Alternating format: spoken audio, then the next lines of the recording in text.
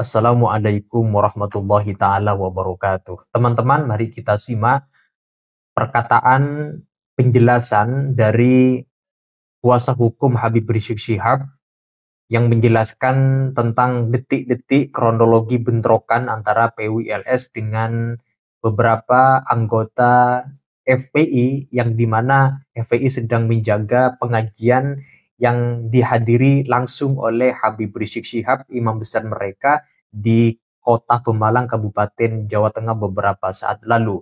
Kuasa hukum Habib Rizik tidak segan-segan kalau memang ada unsur-unsur tindak pidana akan melakukan pelaporan kepada pihak berwajib sekaligus juga mendesak kepada pihak pemerintah, kepada pihak berwajib untuk kemudian membubarkan organisasi PWILS karena dikatakan ini merupakan organisasi yang sangat anarkis, intoleran karena membubarkan sebuah pengajian di mana pengajian itu tidak ada unsur provokasi adu domba yang disampaikan oleh penceramah tersebut.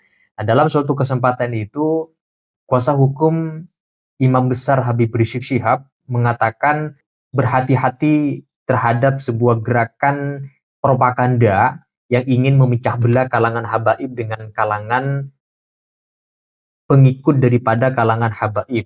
Nah, untuk selengkapnya teman-teman, mari kita simak bagaimana penjelasan sekaligus langkah-langkah hukum yang akan ditempuh oleh Habib Rizik Syihab yang diwakilkan kepada kuasa hukumnya melaporkan kepada pihak berwajib sehingga nanti yang dituju, yang disasar itu adalah dari anggota PWLS saat itu melakukan penyerangan terhadap anggota FPI, lebih-lebih menyerang terhadap sebuah pengajian, artinya menolak terhadap kehadiran Imam Besar Habib Rizik Syihab di Kabupaten Pemalang, Provinsi Jawa Tengah beberapa saat lalu. Nah, untuk selengkapnya teman-teman mari kita simak penjelasannya dalam video berikut ini. Dan juga dari redaksi.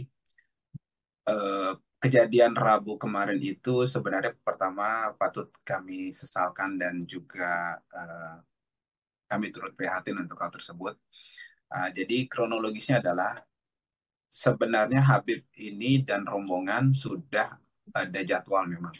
Beliau bertolak dari Tegal, paginya ada acara di Tegal, kemudian sorenya bertolak ke Pemalang di daerah Petarukan. Nah, kemudian hal tersebut sudah terjadwal juga menurut informasi segala hal administrasi terkait dengan acara tersebut sudah beres. Nah, kemudian sebelum itu memang sudah ada beberapa provokasi-provokasi yang kami perhatikan di media sosial, yaitu beberapa video diputar, video lama itu video sekitar tahun 2020 November tentang baliho Habib Rizik sobek atau diturunkan lah oleh aparat kepolisian. Nah, itu kemudian di framing seakan-akan menjelang acara ini. Nah, artinya memang sudah ada propaganda busuk dari pihak-pihak yang memang ingin mengadu domba masyarakat, ingin mengadu domba umat Islam, dan juga ada operasi intelijen hitam yang memang terstruktur di sini. Kemudian kita dari tim di DPP FPI dan juga kuasa hukum mencoba mengklarifikasi bahwa itu adalah video-video lama.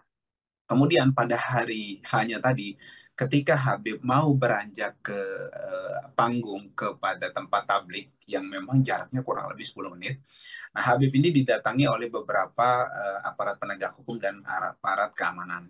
Nah, mereka meminta Habib untuk tidak tampil dan tidak mengisi acara tausiah tersebut. Nah, ini kami cukup bingung sebenarnya dan tentu saja kami menolak. Karena selain ini sudah terjadwal dan juga Habib ini kan ulama, tokoh agama yang kemudian isi ceramahnya juga terkait dengan agama yang semuanya itu dilindungi oleh undang-undang. Harusnya dilindungi dan juga orang-orang yang menolak hal tersebut kalau memang tidak beralasan kuat ya yang memang sesuai hukum dan akal sehat harusnya kan oleh pihak penegak hukum dan aparat apapun itu bentuknya berapapun itu masanya kan negara ini nggak boleh kalah oleh premanisme. Nah, harusnya yang ditangani adalah pihak yang memang anarkis tersebut Kenapa saya katakan anarkis? Karena mereka sudah berniat untuk itu, mau membubarkan, menolak. Loh, kita mau menolak apa? Ajaran yang disampaikan oleh Habib adalah ajaran agama Islam, dilindungi oleh Undang-Undang 1945. Kemudian juga apa namanya, cara-caranya konstitusional, tidak anarkis, izinnya juga beres, kemudian semuanya dipenuhi. Nah, tidak ada alasan harusnya. Justru orang-orang yang menolak itu harus dipertanyakan alasannya apa. Kita harus fair. Terlepas dari kita suka tidak suka terhadap Habib Rizik, saya mengajak masyarakat untuk berpikir jernih dan adil. Artinya kebencian kita terhadap sesuatu atau apa yang disampaikan, ya, kalau dalam hati kita atau dalam pikiran kita tidak sesuai dengan nafsu kita gitu kan. Tapi sejauh itu dilindungi undang-undang, harusnya dihormati dong. Nah, ini kan sebenarnya yang harus kita dudukan dulu. Nah, kemudian oleh karena itulah Habib Rizik juga menolak tetap untuk akan tampil dan juga menyampaikan tausiahnya. Kemudian sekitar pukul 22 lewat 10 atau 15, beliau sampai sama rombongan. Kemudian sempat dihadang lagi oleh pihak kepolisian untuk kemudian diarahkan lewat jalur belakang panggung. Tapi kemudian tim pengawalan Habib menolak dan juga sempat berdiskusi kepada pihak kepolisian. Argumennya adalah jalur depan panggung ini aman gitu kan, dan memang masyarakat sudah antusias, panitia sudah menjaga gitu kan. Nah, oleh karena itu tetap lewat depan. Nah, alhamdulillah berjalan dengan baik. Kemudian beliau naik ke atas panggung. Nah, justru beberapa kerusuhan itu terjadi disinyalir ada banyak yang di belakang. Nah, kita bertanya-tanya kenapa kita diarahkan ke belakang waktu itu rombongan Habib kemarin itu. Nah, kemudian kerusuhan yang dimaksud di publik ini yang atau keonaran-keonaran ini itu sebenarnya munculnya ada dua. Yang pertama itu agak besar itu ketika beliau belum sampai di panggung justru. Karena saya mendapat laporan-laporan dari masyarakat yang ada di lapangan dan itu real, ada videonya, update gitu kan. Itu justru ketika Habib masih di perjalanan. Gitu. Masih di perjalanan itu ada tuh kerusuhan-kerusuhan yang mereka datang pakai bawa sajam, bawa bambu runcing, kemudian ketapel, batu-batu. Ini mau apa? Mau perang atau apa gitu loh.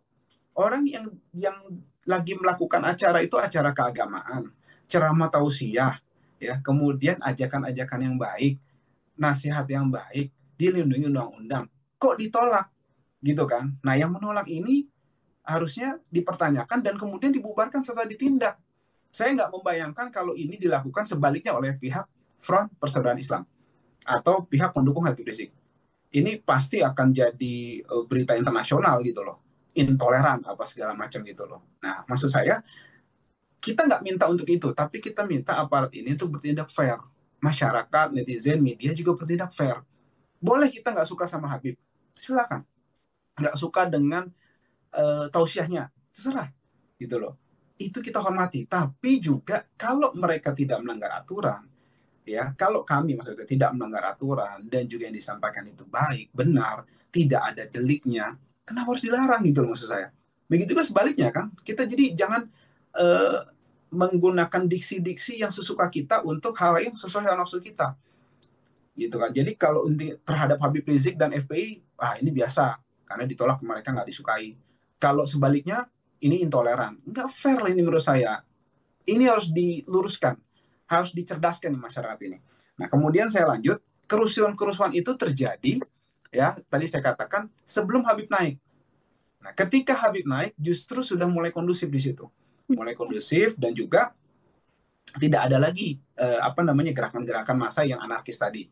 Nah, tinggal memang tadi ada yang korban-korban itu kemudian evakuasi gitu kan, baik dari pihak masyarakat ataupun pihak yang berniat jahat mau membuarkan. Dan alhamdulillah juga pihak polisi saya memperhatikan dari video live itu juga ada tindakan setelah itu untuk kemudian melerai dan juga mengusir pihak-pihak yang jahat tadi untuk kemudian keluar dari ini. Mereka itu masuk dari gang itu, Mbak.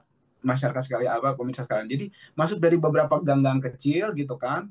Nah, coba-coba masuk beberapa orang gitu. Jadi sporadis gitu kan seperti itu. Jadi memang aparat kepolisian kalau tidak siap waktu itu memang terpecah-pecah gitu kan. Nah, itu terjadi pra Habib sebelum naik ke atas panggung.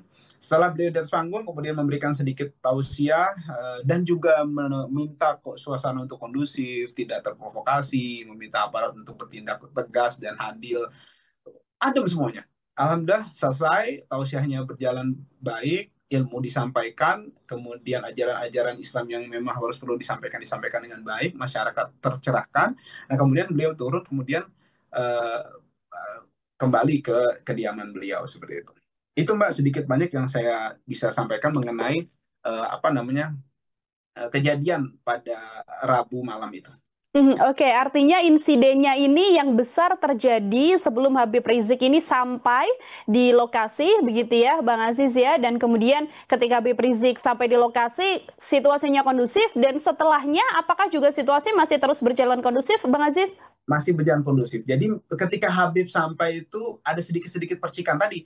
Mereka itu yang memang tidak dihalau oleh pihak kepolisian karena masuk ke gang-gang kecil itu, kemudian mereka apa namanya disinyalir melakukan sedikit ancaman, intimidasi, kemudian tapi kemudian oleh masyarakat terutama ya, karena memang polisi terkonsentrasi ke pintu yang utama gitu, karena itu kemudian mereka dapat dihadang gitu, dihalau, kemudian mereka tidak sampai meringsek masuk. Dan yang kami sangat sayangkan, mereka nyata-nyata di beberapa video beredar mereka bawa pedang, bawa bambu runcing, sudah niat jahat gitu loh.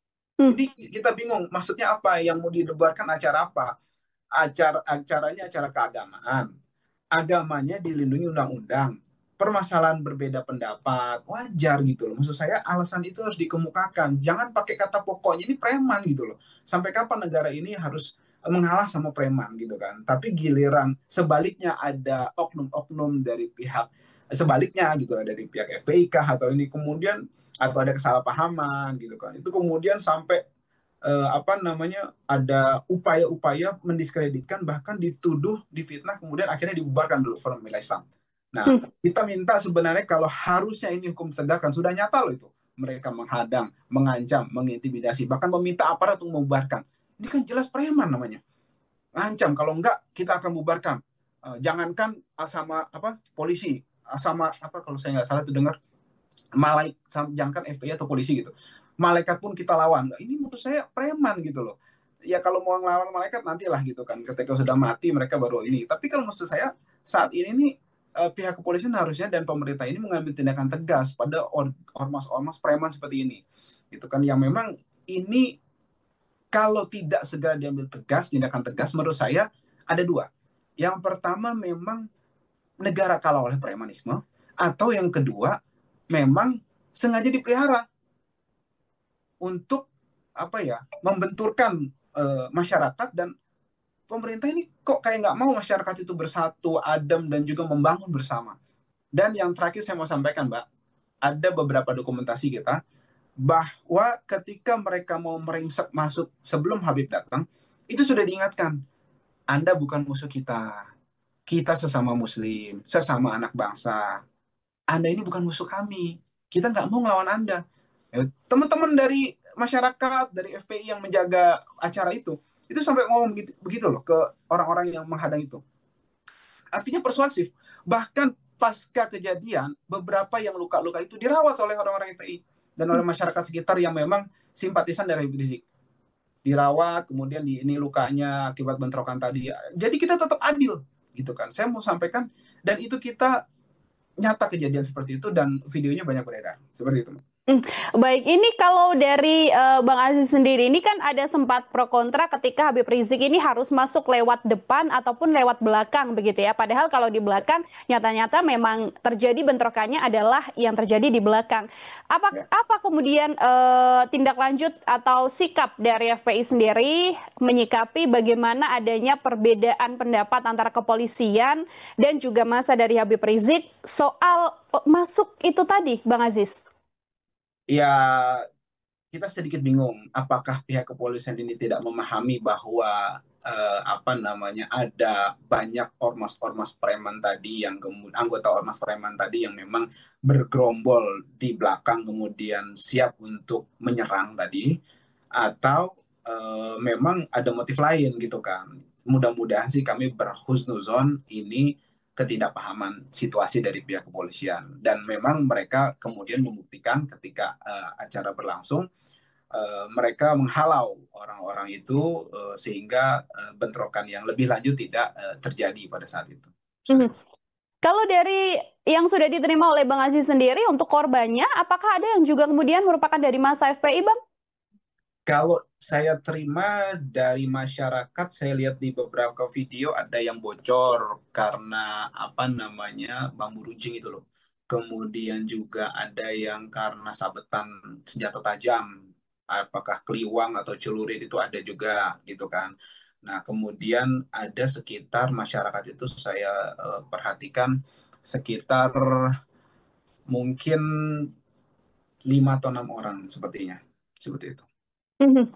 Oke, dan sekarang juga sudah mendapatkan perawatan ya, Bang Aziz ya, setelah adanya insiden tersebut. Bagaimana langkah hukum? Apakah ada langkah hukum, Bang, yang kemudian diambil oleh pihak HRS menyikapi bentrokan ini?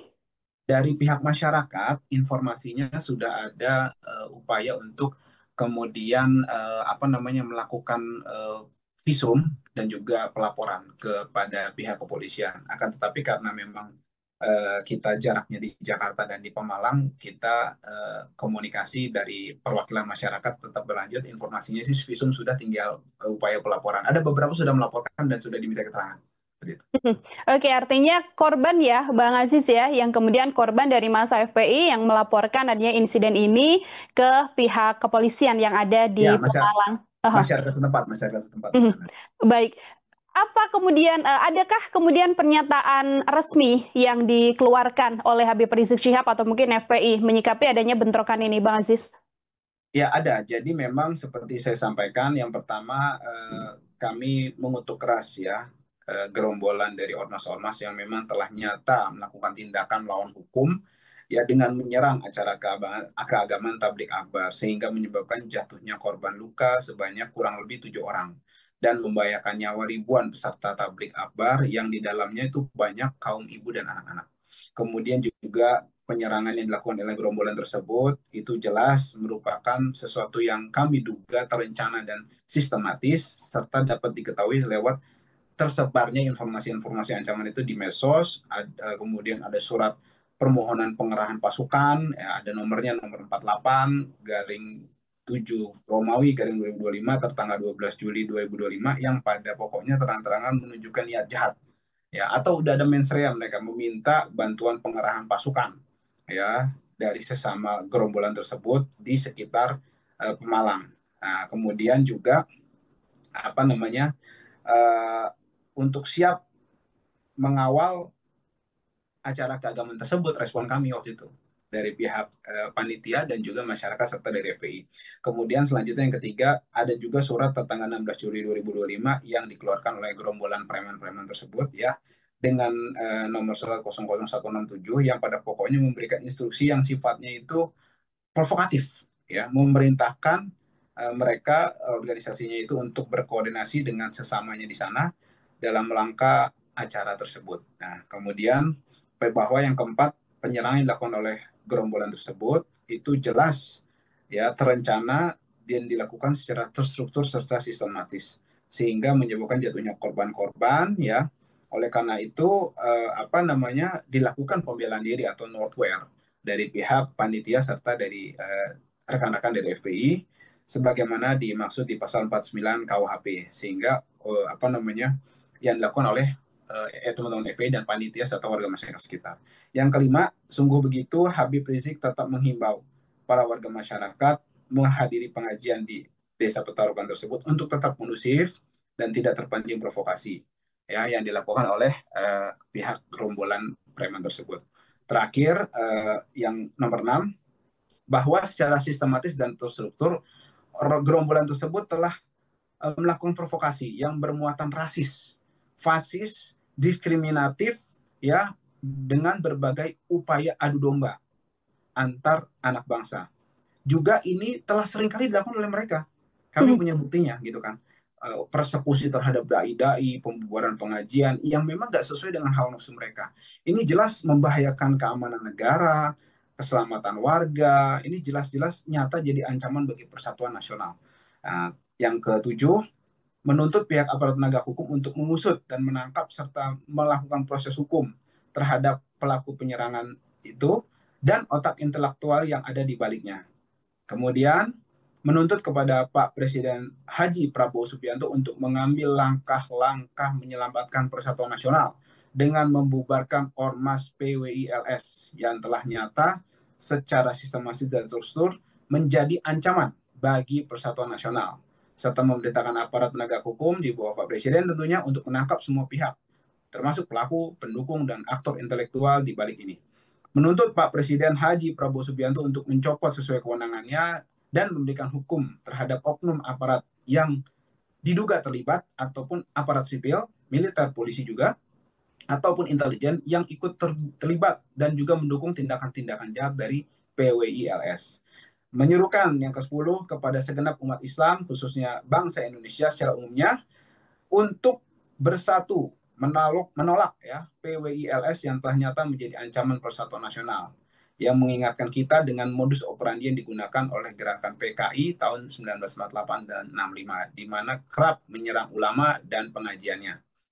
Kemudian yang ke-11, menyuruhkan segenap kiai, ulama, habaib, serta tokoh Islam di seluruh tanah air untuk merapatkan barisan, memperkuat persaudaraan demi menjaga umat Islam dari segala bentuk propaganda busuk musuh-musuh Islam yang senantiasa menyesatkan umat Islam dari jalan yang benar. Terakhir ke-12, menyerukan kepada seluruh pengurus FPI berserta sayap-juannya untuk waspada dan senantiasa siap siaga atas segala kemungkinan bila harus melawan gerakan Neo PKI ini demi keselamatan dan keutuhan NKRI. Demikian Mbak yang disampaikan oleh pihak FPI secara resmi. Ada 12 pernyataan sikap ya, Bang Aziz ya, yang kemudian disampaikan oleh FPI menyikapi bentrokan yang kemudian terjadi. Tadi juga sempat disampaikan bahwa ini kan bukan pertama kali begitu kan, sudah ada tindakan-tindakan yang mungkin sebelumnya sudah dilakukan oleh PWILS dalam hal ini yang juga berkaitan bersinggungannya adalah dengan FPI. Setelah adanya insiden bentrokan ini, langkah antisipasi apa yang kemudian dilakukan oleh pihak FPI, Bang Aziz Yanuar, agar ya kita juga berharap insiden semacam ini kemudian tidak terjadi kembali di kemudian hari? Ya, yang pertama tentu saja karena kita negara hukum dan kita masyarakat memiliki pengayom pihak penegak hukum dan juga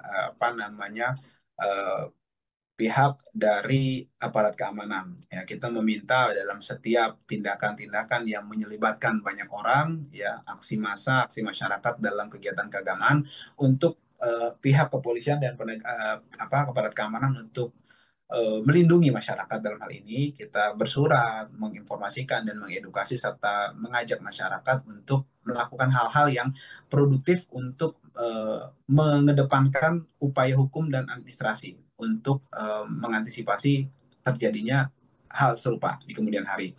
Kemudian juga kita memperkuat barisan kita sesama umat Islam, bukan cuma FPI aja, karena memang ini bukan PR FPI aja, tapi PR umat Islam secara khusus dan bangsa Indonesia secara umumnya. Seperti itu, Mbak. Baik, ada keinginan besar dari penegak hukum begitu ya, harapan dari FPI agar kemudian hal-hal ini bisa ditindak kalau memang ada unsur pidana di baliknya. Terakhir dari saya, Bang Aziz, kalau dari HRS sendiri, Habib Rizik Syihab, setelah adanya insiden ini, apa yang kemudian disampaikan? Yang disampaikan sejalan dengan yang disampaikan oleh pihak FPI tadi, yang memang beliau menyetujui dan juga mengamini keputusan statement dari pihak FPI terkait dengan insiden tersebut. Artinya sejalan dan selaras serta tidak kurang tidak lebih, serta ada tambahan beliau meminta untuk situasi tetap kondusif dan tidak terprovokasi dengan upaya-upaya dari pihak-pihak PWILS ataupun sejenisnya yang memang berniat untuk merusak ketentraman dan juga kedamaian serta keharmonisan di NKRI.